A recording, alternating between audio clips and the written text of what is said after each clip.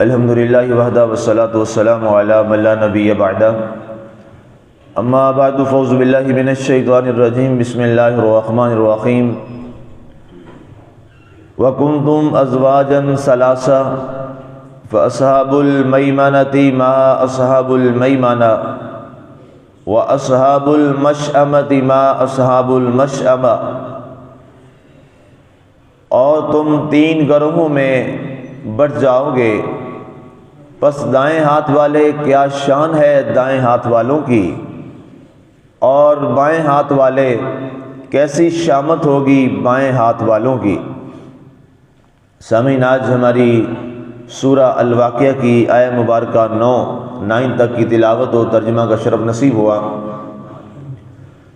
گزشتہ جو ہمارے درس مبارک میں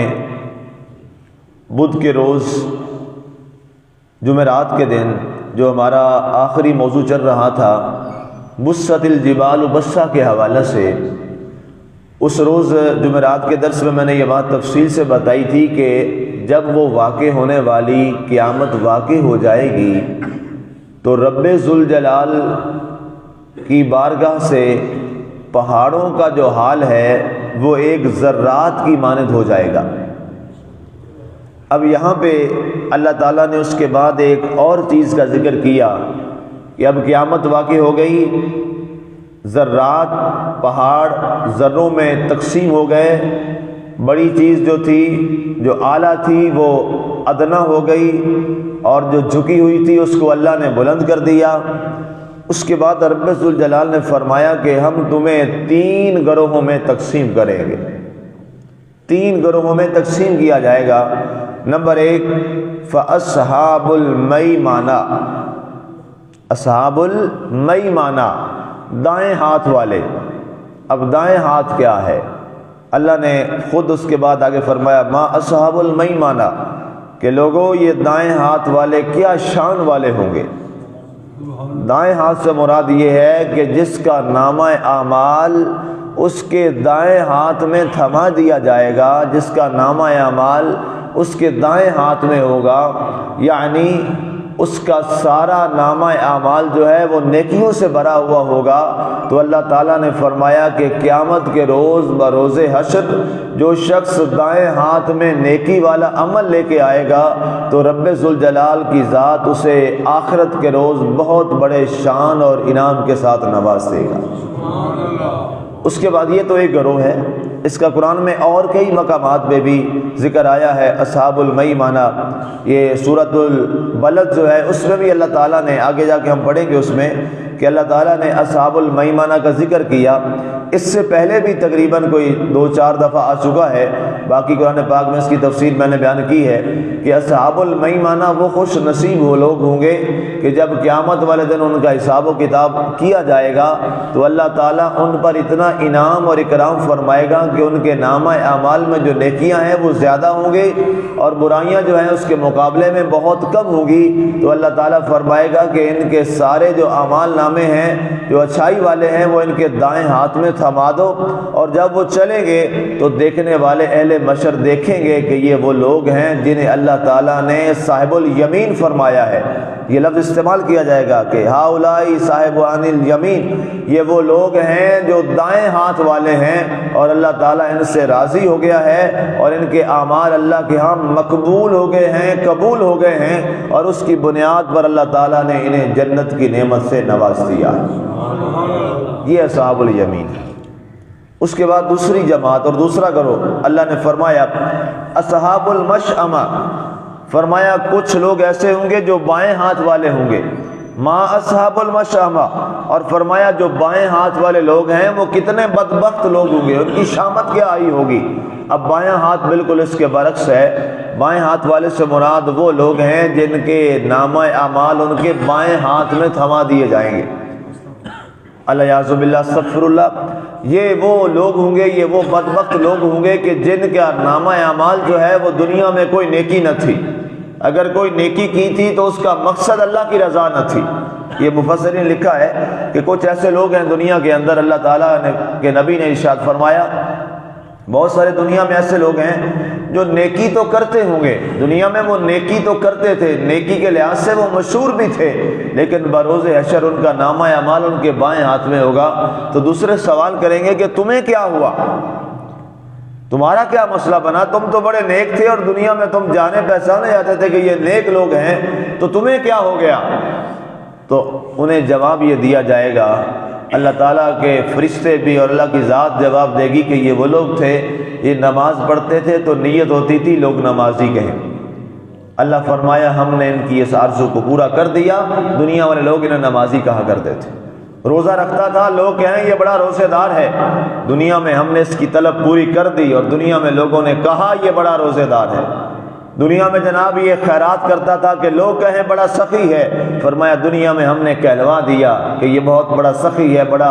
فراق ہاتھ والا ہے، وہ ہم نے دنیا میں کروا دیا، اس کی خواہش اور تمنا ہماری رضا نہ تھی، ہماری رضا اگر اس کی ہوتی تو ہم اس کا وہ والا معاملہ بھی دنیا میں کر دیتے اور ہم بھی راضی ہو جاتے، لیکن اس کی جو طلب تھی وہ ریا کی تھی، اللہ نے فرمایا اس کے سارے اعمال کا بدلہ ہم نے اسے دنیا میں عطا کر دیا، آج آخرت کے روز اس کے پاس کچھ نہیں ہے، لہذا یہ اصحاب المیمانہ نہیں بلکہ اصحاب المشأمہ ہے، بائیں ہاتھ میں اس کا نامہ اعمال تھما دیا گیا ہے، اللہ نے فرمایا ما اصحاب المشأمہ، اور اصحاب المشأمہ کے لوگ کتنے تباہ و برباد ہو جائیں گے۔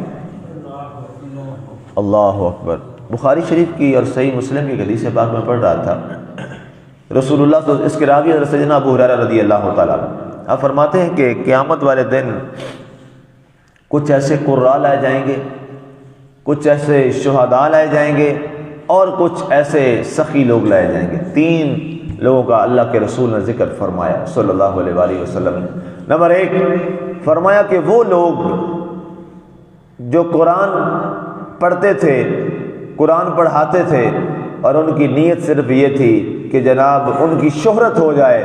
رب ذوالجلال نے فرمایا ہم ان کو لائیں گے کہ تمہاری نیت صرف شہرت کی تھی، ہماری رضا نہ تھی، وہ ہم نے دنیا میں تمہاری کر دی، فرمایا انہیں وہاں پر گرزوں کے ساتھ اور زنجیروں کے ساتھ جکڑ کر دوزخ میں ڈالا جائے گا۔ استغفر اللہ۔ دوسری جماعت ہے شہیدوں کی، کچھ ایسے لوگ ہوتے ہیں جو کہتے ہیں کہ ہمارا بس نام رہ جائے کہ ہم جناب لوگ شہیدوں میں ہمارا نام آ جائے گا، اللہ فرمائے گا کہ آؤ اس کو بھی پکڑ کے لاؤ، فرمایا یہ شہید اس نیت سے ہوا تھا، میری رضا کے لیے نہیں ہوا تھا، میری رضا اس کی طلب نہیں تھی،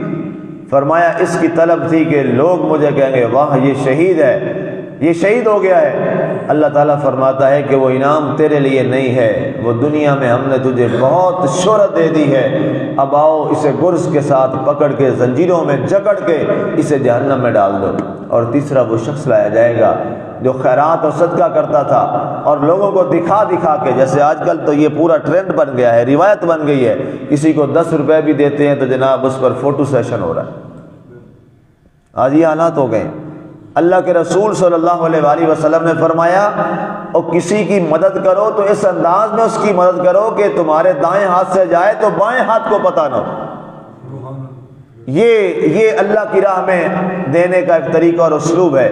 ہمارے بزرگوں کا، ہمارے اسلاف کا یہی طریقہ ہوا کرتا تھا کہ بڑی ادب کے ساتھ، خاموشی کے ساتھ مٹھی میں دبا کے دے دینا، ساتھ والے کو بھی پتہ نہیں چلتا تھا کہ کیا ہے اور کیا نہیں ہے۔ لیکن آج کیا ہوا کہ جناب کوئی دے رہا ہے تو ساتھ جناب پورا میڈیا موجود ہے، اور صبح اگر دیا ہے تو جناب دوپہر تک ساری دنیا میں پتہ چل جاتا ہے کہ فلاں غریب کی غریب پرسی کا مذاق اڑایا گیا پوری دنیا میں۔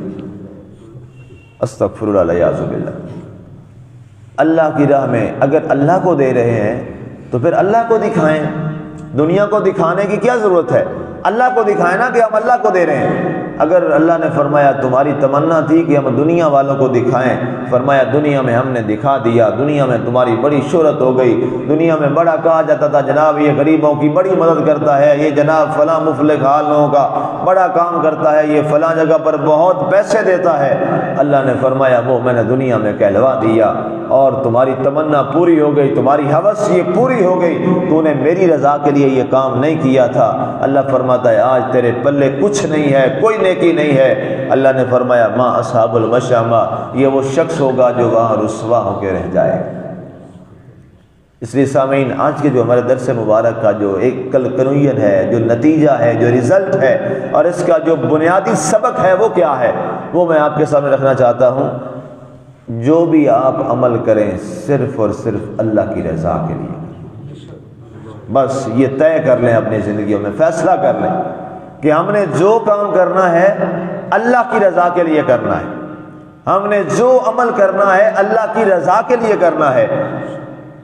جس وقت انسان میں یہ نظریہ اور یہ سوچ پیدا ہو جائے گی کہ میرا ہر عمل اللہ کی رضا کے لیے ہے، پھر یقین کیجئے آپ کو اللہ تعالیٰ ساری مخلوق سے بے پرواہ کر دے گا، بے نیاز فرما دے گا، مالک بے نیاز کر دے گا اللہ تعالیٰ کی ذات۔ اور اللہ تعالیٰ کی ذات، یہ دو چیزیں اللہ کے رسول صلی اللہ علیہ وآلہ وسلم سے پوچھا گیا، اور حضرت علی سے بھی یہ روایت ہے۔ میں سوال کیا، یا رسول اللہ صلی اللہ علیہ وآلہ وسلم، کچھ لوگ ایسے ہیں جن کے پاس بہت کچھ ہوتا ہے لیکن اس کے باوجود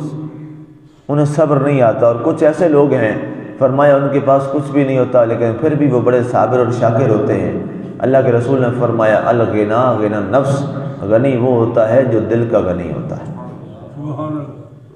جو دل کا غنی ہوتا ہے۔ فرمایا، یہاں حضرت علی کی مثال اس میں بڑی واضح ہے۔ فرمایا آپ کے پاس اکثر فاقے رہا کرتے تھے لیکن جب کبھی پیسہ آتا تو آپ سارا اللہ کی رضا کے لیے وہ اللہ کے راستے میں لٹا دیا کرتے تھے۔ آپ نے فرمایا یہ کیا ہے؟ یہ دل کا غنا ہے، یہ دل کا غنا ہے۔ اب اسی طرح اگر انسان اللہ کی رضا کے لیے ہر عمل پہ راضی ہو جائے تو میرا یقین ہے کہ اسے کچھ کرنے کی ضرورت نہیں ہوگی، میرا مالک اسے ہر چیز سے خود ہی بے نیاز فرما دے گا، خود بے نیاز کر دے گا۔ وہ مالک کی ذات بہت بڑی ذات ہے اور اس کے خزانے بڑے وسیع ہیں، اور اس کی بارگاہ سے ہر چیز جو ہے وہ انسان کو عطا کر دی جاتی ہے۔ اور دنیا کے اندر جو بھی ہم عمل کریں گے، جب ہماری منشا اللہ کی رضا ہوگی تو پھر انشاءاللہ جب قیامت کے روز ہم اٹھائے جائیں گے تو ہمارا نامہ اعمال بائیں ہاتھ میں نہیں بلکہ دائیں ہاتھ میں تھما دیا جائے گا، اور جس کو اللہ تعالیٰ دائیں ہاتھ میں نامہ اعمال تھما دے گا وہ آخرت میں بھی تو کامیاب ہو ہی گیا، اور سب سے بڑی بلندی اللہ تعالیٰ اسے اپنی رضا کے ساتھ جنت میں اعلیٰ مقام عطا فرما دے گا۔ اللہ تعالیٰ کی ذات ہمیں عمل کی توفیق عطا فرمائے، آمین۔ وما علینا الا البلاغ المبین۔